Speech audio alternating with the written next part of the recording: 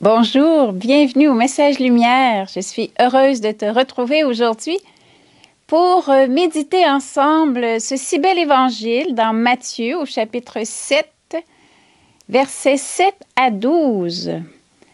Demandez et l'on vous donnera. Cherchez et vous trouverez. Frappez et l'on vous ouvrira. Car quiconque demande reçoit, qui cherche trouve, et à qui frappe, on ouvrira. Je pourrais te la chanter au complet puisque c'est une des paroles que nous apprenons par cœur à travers des paroles de vie. Ça fait du bien des fois d'essayer d'apprendre la parole de Dieu par cœur. Elle nous reste à l'intérieur et elle peut animer nos actions quotidiennes. Alors aujourd'hui, dans l'Évangile, Jésus nous invite à demander, à se tourner vers le Père avec une confiance d'enfant. Un enfant qui demande à son père, à sa mère, habituellement, il est sûr d'obtenir ce qu'il demande. Dieu sait ce qui est bon pour toi et pour moi. Parfois, on n'est pas exaucé comme on pense. Mais Jésus nous dit bien que nous qui sommes mauvais, nous savons donner de bonnes choses à nos enfants. Combien plus notre Père donnera-t-il de bonnes choses à ceux qui le lui demandent? Dieu sait ce qui est bon pour toi et pour moi. Et dernièrement, justement, notre petit frère prêtre qui fait du cancer disait « Heureusement que j'ai eu cette maladie parce qu'elle me fait cheminer tellement. » Et on le voit, il est en train de faire un saint. Il est tellement joyeux, dévoué et tourné vers le Seigneur plus que jamais. Cette maladie est une grâce dans sa vie. Alors, parfois, ce qui nous semble un malheur peut être une bonne chose.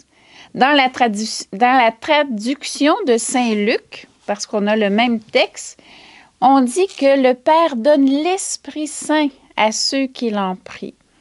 Ça m'a touchée beaucoup parce que dernièrement, je lisais que celui qui nous aide à faire que l'Évangile passe dans notre vie, c'est l'Esprit Saint. Si on n'a pas l'Esprit Saint, souvent, ça va rester lettre morte. Mais l'Esprit Saint vient nous donner cet élan pour essayer de mettre l'Évangile en pratique. Puis à la fin, justement, de l'Évangile, Jésus nous invite à faire aux autres, faire du bien. Ce qu'on aimerait qu'ils nous fassent, bien, fais-le toi-même. Alors, je trouve ça pas mal interpellant. Mais l'Esprit Saint qui est fidèle, c'est nous donner la force dans le moment présent quand on dit oui. Puis, en méditant cet évangile aussi, ça me rappelle comment Sœur Jeanne nous invite à avoir une foi providence. Tu sais ce qu'est une foi providence? Puis, on va la demander ensemble aujourd'hui. La foi providence de la famille Myriam, mais on pourrait dire de tout baptisé, c'est la foi du cœur d'enfant qui a la certitude que son Père est agissant maintenant. C'est un don de l'esprit auquel il faut se disposer et qu'il faut savoir demander. C'est l'attitude du cœur de pauvre. On fait tous nos efforts, on demande, comme dit Jésus, on frappe, on cherche. Mais ensuite, on tend la main vers le Seigneur en étant sûr qu'il va manifester sa providence. Et combien de fois on l'a expérimenté dans la famille Myriam? Je suis sûre que toi-même, tu pourrais me donner un témoignage. Dieu est fidèle. Il est un Père. Jésus l'a expérimenté, mais souvent je réalise, Jésus, lui, avait toujours cette attitude d'humilité, dépendance envers son Père.